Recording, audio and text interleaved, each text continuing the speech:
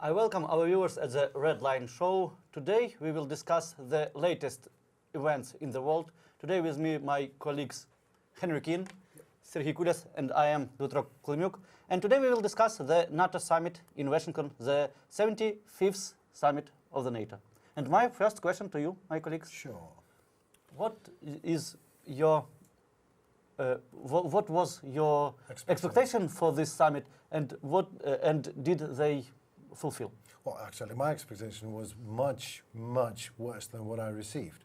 I received all I wanted, what I expected, but it came as a surprise. I mean, I never thought that something would change the ways that a change of heart. Absolutely. Because I was expecting something to be talked about, something to be negotiated about, maybe some mentioning of some progress, maybe. And then, all of a sudden, we are on an irreversible way to NATO, which makes me fun and happy. But maybe funny and happy. So I'm in a state of a shock a little bit. I don't know why the American ways changed that way towards Ukraine, because I believe that what Biden says it's irreversible. It is kind of irreversible. At least it is as irreversible as it gets these days. So I got all I wanted, but I'm still surprised. So if you want my emotion on that.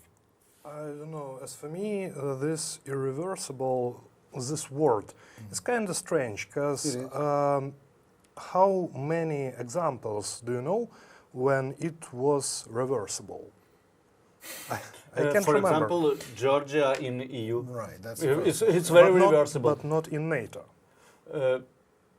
Maybe, but but it doesn't matter. I mean, it doesn't matter if this is NATO or Europe. It's a big international organization, and if someone says that this is irreversible, it should be irreversible. But you're talking about more philosophically, nothing is irreversible. You can change all the things backwards, maybe. But I told you what I meant is what I told you, that it is as irreversible as it gets. Because if Biden says so, it looks like it is so. What my question is, in return, what do we do about it? What do we do? Were we ready to this?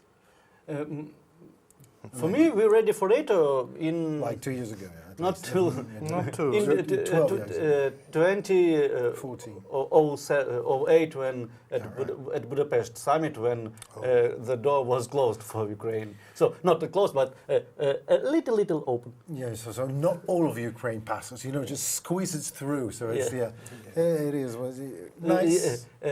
I think Ukraine was ready then. Moreover, Ukraine much better ready, much more ready since 2022, when Ukrainian army has the experience that not army in NATO has. But it's very complicated question, because it's not only political will or something like that. It's infrastructure, for example. We don't know all things that have to be done. I mean, not sure. So what? I mean, anyway, do we want to get to NATO or Ukraine? Let's be honest, guys. I mean, if this is irreversible, so we will never know all the answers. We'll never know all the ins and outs. So I think this is maybe like a projectile. We want to be there, and let's find out on the way. If it's irreversible, I think this is us who needs to make it irreversible. Because at the moment, people are, I'm sorry, but I knew someone in British Army, for example, called Glenn Grant, who says that Ukrainian army pushes away NATO, while the office of the president is trying to push it up, to pull it in. Because the Soviet system of the Ukrainian army sometimes pushes it away, because it's like, offers a NATO official 10 times talk. Yes, I'm talking to you guys in Ukrainian army. You are defending us. We understand this. But you need to change the ways just as well. You need to welcome NATO. You need to show them that they are welcomed here. You need to show that these officials are working for us, and to prepare a basis for the long-term friendship, if you will. So we need to start to be changing for NATO just as well, not just to change NATO for us. So we don't know exactly. So okay, First of all, I must say that changing during the war is, for me, it's very complicated thing. Oh, it's impossible. Because you Yeah. you must fight in, and as I understand, the Soviet and NATO system of army is completely different, Oh, and it's absolutely- you must destroy. Antagonistic. You couldn't just connect So one to another. so Ukraine must destroy all the army structure and then build the new one. No, no, but you couldn't destroy the old one because of war. And, Yeah, I mean, yeah. and this is an unrealistic plan to destroy at the beginning and then to create something new from zero level. Of course, these changes, they must be done. Again, it's a very complicated question. How many post-Soviet armies we know that changed? For example, Poland army. They have some experience, and how can we use this experience of these post-Soviet armies in Baltic states, Poland, Hungary? I don't think. Well, we can talk about Romania. Romania, So yes. what are you trying to say is that we can take someone else's experience Yeah. and try to fit it into our situation.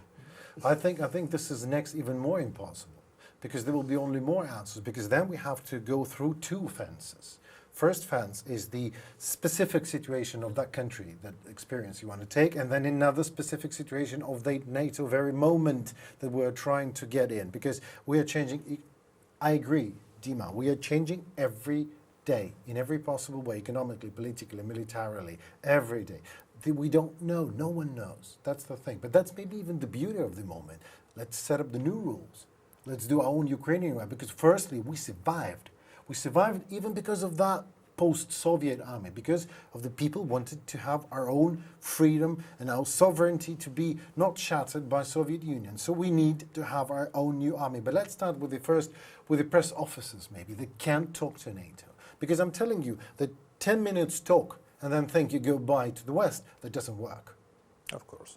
We need to invite them on a longer term basis, and that gives us a friendship, that gives us I know you, you know me thing that works in millions and billions and trillions of dollars that are going to be invested to Ukraine. For me, one of the examples how Ukraine can change the system from Soviet to NATO is using NATO Right. ammunition. Yeah. Because when we get F-16s, we get all the instructions how we work with them. F-16s is not just aircraft. It's also radar systems. It's also reconnaissance. It's many things. It's not just Engineering, maintenance, all of yes, sorts. yeah, and I'm talking not only about the aircraft. It's also working of as I said, electronic warfare. It's working because F-16s working with electronic warfare. Why is F-16s is the fourth generation? Because they use not the radars from the radars from themselves, but radars from the earth. And when it's also integration between different types of army. And these examples we can then expand to the all army Ukrainian, to the Ministry of Defense. Because when we work in... So you suggest we do it from the hardware. So we first take the ammunition, then we need the professionals to maintain it, and then we go on for to the high level. Yes, because it could be a solution actually, because just by the way. we had political solution Right. about in Ukrainian constitution is writing that Ukraine passed through the NATO. So now Ministry of Defense is working on our accession to NATO. We're working from high to down, but You suggest we do it otherwise. we will do from both sides, because we were working from the bottom side, because Ukrainian soldiers, because Ukrainian mechanics, engineers, they are teaching, they are making the experience in NATO before going to the front line. Many of in NATO countries. in NATO countries, Yes. and they get the NATO experience, and they came this experience to the Ukrainian army. But we can't, for example, take all our soldiers, officers, and so on, and send them to Europe to train there. Well, It's, Europe, but Europe too doesn't small need all number, of our I soldiers guess. full of, and not actually too small. They can rotate, And I've been like when I was on the front line, I've been talking to people. They've been visiting Switzerland, Italy, Germany. They've been everywhere, and then actually their experience is very valued there. So they are welcome. They are welcome to NATO countries, and maybe I don't know. I'm not a strategist in this case, but this idea that Dmytro just put on the table, I just love it, because what we do, we have hardware on billions of dollars that needs to be engineered and maintained and whatever, all sorts of things. We need professionals to do that. From these professionals, we need another professional. So from these professionals, we need politicians, and here we go. But at least that's the point to start, because what I say, it was just talking. We need to change our army. Yeah, Everyone sure. knows that we need to change the army. Show us the way. I don't know the way, but maybe this is the way, because this is something beautiful and very, very tangible, something that you can touch. This is the new modern, like, I don't know, Leopard 2. So you need a special team to do all it, to drive, to shoot, to maintain it, whatever. So you, when you have hundreds of these, and F-16s exactly, which is a very sophisticated machine and everything, so you need a whole bunch of people to be working with it. So maybe this is I think maybe this is a natural way how we change towards NATO. We don't even have to push. We just start with ammunition and arms. That's the way. But What do you think? Just answer the question in a comment. Dmytro supposes that to change Ukrainian army, to make it closer to NATO, we can start with weaponry, with weapons and ammunitions. When we have it enough, like F-16s, we need engineers and mechanics that knows the thing, who knows this. And here we change the whole army, the whole structure, towards NATO standards. Please answer in the comments below. And you go ahead, also answering. I mean, I like the idea, I don't know, so. I think that we forgot about the summit. Yes, yes. I also want to return. I knew you. Serhii is always like that. I mean, we are flying all over there, up in the sky, and they said, Yeah. gentlemen, you forgot about the reality. And the reality is this summit in Washington. And we are on our irreversible way to NATO. And its results. But we have some results. It's about aid, it's about patriots, and so on. But That's of right. course, it's so small Yes. in comparison with expectations. Yes. But Expectations was invitation to. No, not for me. I wasn't expecting that, and I wasn't expecting that at this very summit. And in the Vilnius one. No, I mean, it was absolutely clear. If we're getting to it, not this one and not the next one, for me. Maybe if that would be happen, I would accept it as a miracle, really. Because I'm physically trying, to keep my expectations low. Okay. Because I don't have, and I think this is quite a professional thing to do for a journalist, especially in Ukraine. Because when you have no expectation, everything comes as a good surprise. But now, an irreversible thing is a good thing. Now at least we can Of course. consider thinking about what Dima says. Because like a month ago, it doesn't matter. I mean, it was like, no, NATO is somewhere over there. Now, I think it's like looming on the horizon. I mean, at least we see where we can get somewhere, and we can talk about the ways how we're getting. some perspective. Some perspective, maybe, yeah.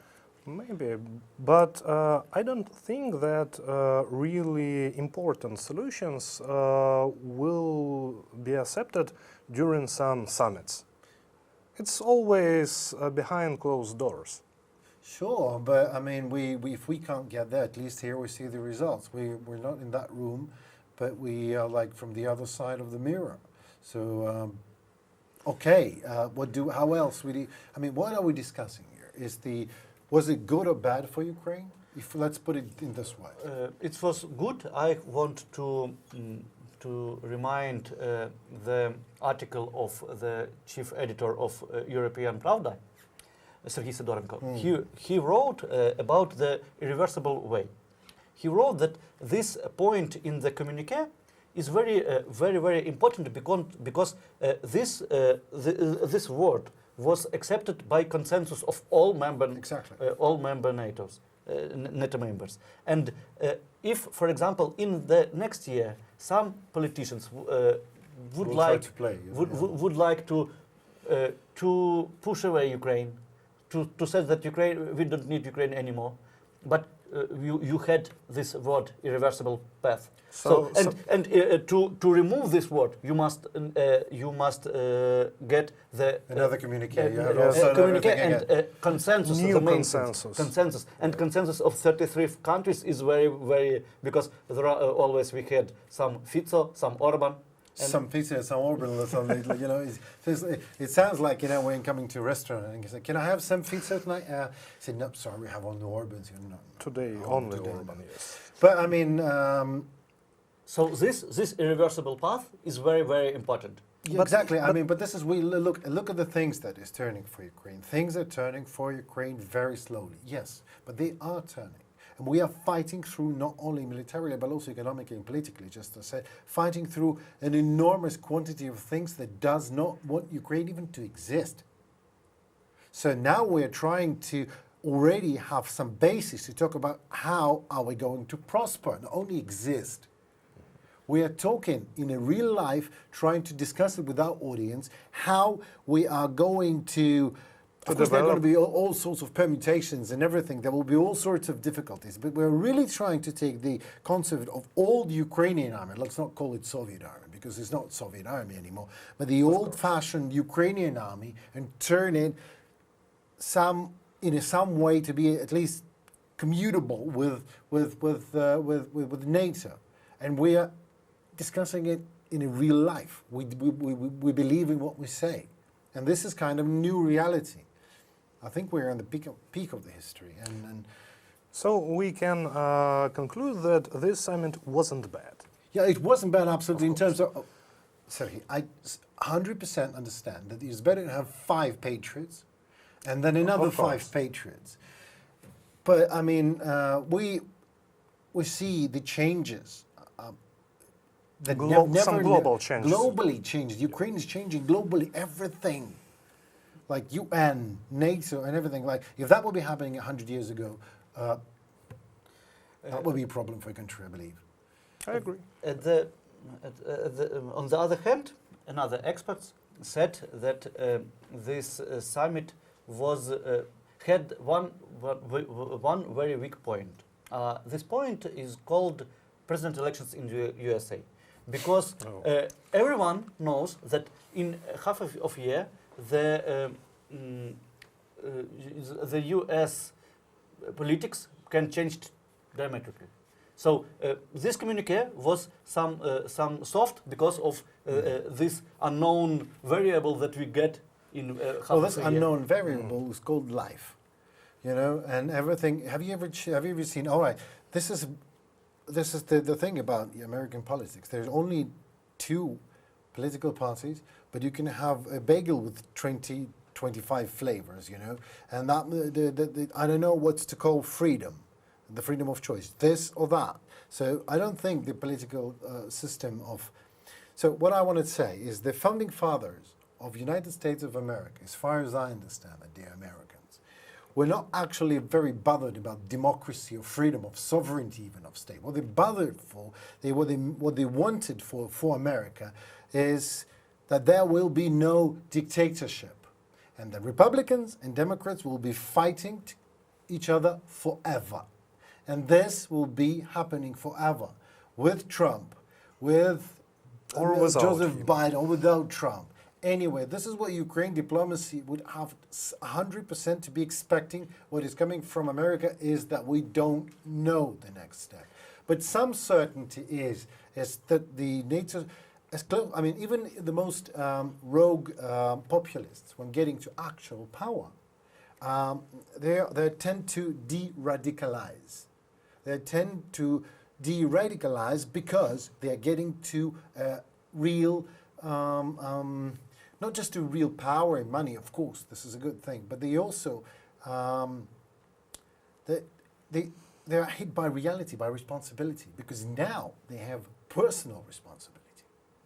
And just listen to Marine Le Pen like half a year ago, and listen to her now.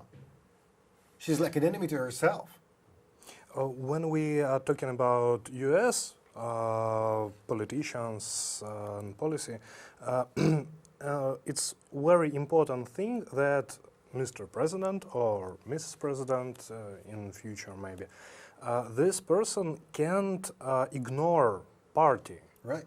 So even if Trump win, he would. He's not alone. Yeah, I mean, yeah, there's a big party. He can move. Yeah. He have to listen party, and party they are not all populists. Yes, absolutely, absolutely. Yeah. So But again, for example, on the example of Go ahead. Ukraine, on the example of Ukraine, we will get in 2025 14 billion euros, as I remember.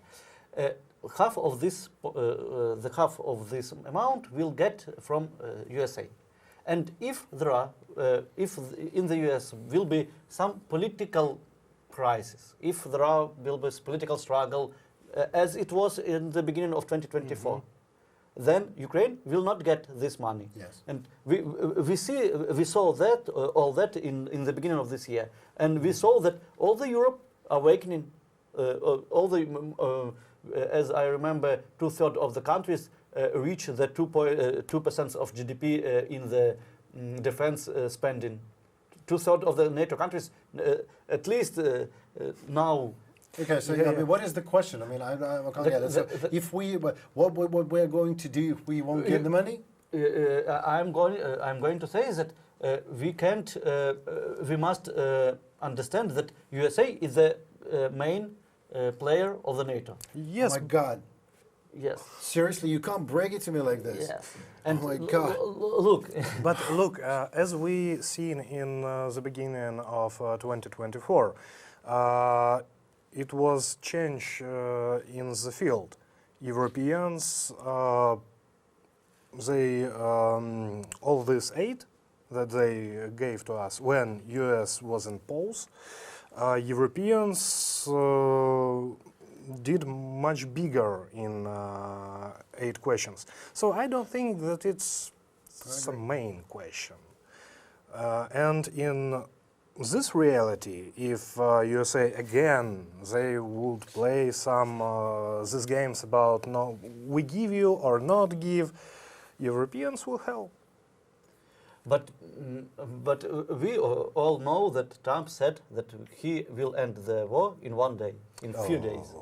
He said many things during his life. What I can absolutely guarantee to you, Dmytro, that he will keep on saying things like that. He will keep on saying that, why not 1 hour? 1 minute. Yeah, it's easy. He will call Putin, he will call Zelensky, he will call everyone who says, okay. Yeah, Trump, you know, Trump just called me. The very moment he becomes a president of the United States, he also gets the responsibility for that. Because we remember times when Zelensky pushed him to impeachment. It was Zelensky who did it. And this is called responsibility. Whatever you say, 1 day, 1 week, this is just an election. After he is elected president, everyone will ask him to stop the goddamn war in 1 day. And then we will be sitting here in Ukraine with how much patriots do we have here? And we'll just wait and see how that happens. Because, I mean, this is not the conundrum that he can solve, because he is trying to solve a conundrum like cutting the part of Ukraine and giving it to Putin. This is not the, I mean, I'm not actually envy any Ukrainian politician that is going to walk out right now to his nation and say that we have to forget about like 20% of our territory, even if this is a solution. And what about the people? What about the people that died? But for example, Finland did this statement in 1939, 1940. They lost the 10% of territory to save their sovereignty. I mean, Dmytro, please. It was almost 100 years ago. Different world, absolutely. Yes, it was different rules of international diplomacy. It was time of totalitarian regimes across all Europe. No, I mean, of course, but this is a time of where totalitarian regimes are opposed by a small country with a small army with almost none resources in comparison with Russia. And without help. And without help. And then help comes because Ukraine stands for itself. For first half a year maybe, well, all right, 3 or 4 months. But still, nobody cared about Ukraine 100 years ago. If Russia would take it would take it like this. I think so. You don't know the Ukrainian history. Here we go. Here we go. It never happened. And this is exactly why it never happened. It was happened when Ukraine was a sovereign state in 1917, and all the Europe allowed to Soviet Union to Soviet Russia. See, now Europe is also changing. It's very slowly. Yes. It's timid. It's slow. Sometimes it's even bought by Putin. Yes, there are these kind of politicians in Europe just as well. Don't cut that out. But we're moving ahead. I mean, 2 years ago, this war is tragic. I know it. I've seen it with my own eyes. But it's because with this is where with my own eyes I can state that we are moving forward towards victory. I don't know how, don't ask me, but we are actually getting this bloody F-16s right now, finally. But 2 years ago, we were not even thinking about discussing this. This was rubbish. This was like fantasy. And now we are discussing Trump or Biden, how much we are going to get the resources. But nobody, it's over. It's not under any shadow of the doubt that we are going to get it. It wasn't any easier half a year ago. It wasn't. Exactly. I mean, this is what I meant. We have to learn, our diplomacy have to learn to work in absolute chaos, in absolute not knowing what is going to happen tomorrow. But one thing is certain, Ukraine is defending Europe, and Europe starts to understand that. Even if Orban doesn't want it, or Mr. Fico, or Comrade Fico, wherever. So we are Ukrainian journalists, and we will make the world to see the truth. We are standing for the safety of Europe, and this is exactly what is going on. No matter Trump or Biden. What about the Washington summit? We forgot about it again. Yes, right? yes, and I also remind for me that we must talk about Washington summit. All right, boring again. Let's talk about Trump. One of the point that was for me at this summit that was what I was waiting. Is about NATO troops in Ukraine. For example, as instructors, for example, as infantry, as maybe some operators of HIMARS. It could be different ways, but there are not NATO troops in Ukraine. Will you await this decision in the next summit on Hague? And what do you accept from? What do you want from the next summit? Okay, I will, and I'm actually expecting this. But I also want to very much. The next time I go to the front line, it's happening very soon. I'm going to ask my dear friends for some questions like: are they ready to put NATO instructor in their own structure right now? Like in a month's time. It's an interesting question. It is an interesting question because this is going to be hard. They don't speak Ukrainian and we maybe don't speak. I said, then start speaking English. Then find someone who speaks English. Then make the place for them. And this is not going to be a question in the NATO summit in Hague. If these people are going to be like, I mean, there are already international legion. They are Japanese fighting for us. They are Americans fighting and dying for us. Yes. Colombians, Chileans. I know them personally. I know these people. So if NATO says that some of them becomes an instructor, but he's already in Ukraine, he's already in Ukrainian army, and they're spread all over the army, here we go. There's nothing to discuss. It's already happening. See, this is how we make rules. We're not asking for, because there are no rules. Nobody knows what to do. Nobody knew 2 years ago that this shitstorm would happen. But so we're living in a reality that is shaped by the one who dares to shape it. And so let's do it. This is what my idea towards, I mean, you're good at asking questions, definitely. I'm not very good in giving answers, but I'm trying to avoid it, as you can see. But that's one way. like to summarize what we said, has been said today. This is an absolutely brilliant idea to bring more hardware, more ammunition, and to find international, not just help, but professionals who work for Ukrainian government and for Ukrainian army, maintaining it. My idea is people find international resources that are already in Ukraine and make them like an ambassadors of NATO, even if they are not now. And then just say, these people are already there. You don't have to send anyone. Just make sure that they're officially recognized as NATO officials, and that's it. Why we need the official recognition? Well, we very much need it because of the 5 billion questions on international law that does not sometimes understand itself.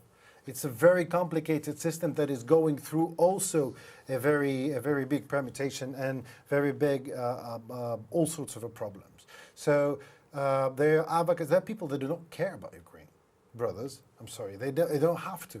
We are the biggest friends of Ukraine because we are Ukrainian. Well, you are Ukrainians. I'm only showing off. But that's the thing. We're going through the enormous changes. And maybe we can keep asking questions how we do it, or just do it. Because the action has nothing to do with smart people, actually, and too much brains. We have these people, it's not me, definitely. So we have these people to work on that together.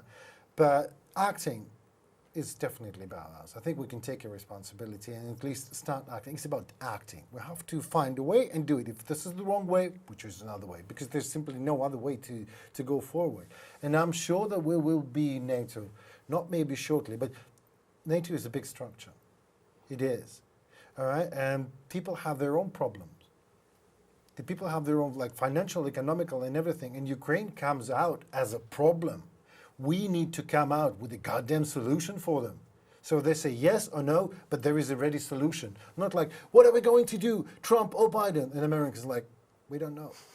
We don't know ourselves. I mean, we're in a state of a shock, a little bit, because there are two people making debates, and the total age of these two people is like 200 years or something. And I mean, but that is what democracy is about. That's freedom. That's the unknowingness. That's when you're not certain about something. That's the cost of being free. A dictatorship is very easy. The Kremlin says, the people do it. I mean, that's what is going on in Russia. But I'm sure, sure, yeah. Kremlin said to die in Ukraine. They die in Ukraine. Yeah, but that's crazy. That's crazy. That's a totally different question. Yeah, and they just go die in Ukraine. But why, they don't even know. After They don't need it. They just need to die, right? That's what it was. It looks like that. Just like try a hero. Just try to live in Russia. I think after this... Yes, Sergei, thank you so very much for this proposal. I'll think about it later. This is why it wasn't proposal. I'm not going to live for long in Russia, spend like 2.5 years on Ukrainian state television, so that much is clear. But maybe we will do Russia as a part of Ukraine. See? So I'm telling you, no one cares about summit in Washington anymore. We are making Russia a part of Ukraine. Not Ukraine a part of NATO, but Russia is part of Ukraine. It's a point. I mean, are we really filming this? I mean, that could be interesting. But and what next? And next, China part of Ukraine. Oh my God. Okay. So do you think we need to stop to change the theme? But guys. Ukraine is a part of NATO. This is the question that is seriously discussed in the world, in the highest level, and it is very, very real that in some foreseeable period of time, it will become a reality. And when it becomes a reality, the question is, are we ready for this or not? So I suppose that we are starting to get ready ourselves right now with your idea, with my idea, with all the ideas that Sergei keeps in mind but never tells us about. But still, so we need to move forward, and then when the time comes, we're already somewhat ready to this. And then we offer a solution that works. Okay. We are going to work with these solutions and propose to our government, to the Western governments, to our colleagues, and to all our audience, because today I think it was not all about summit, but it was very interesting for me, for example. It was nice. It was Henry Kin, Serhii Kulias, Dmytro on the Red Line Show. See you soon. Very.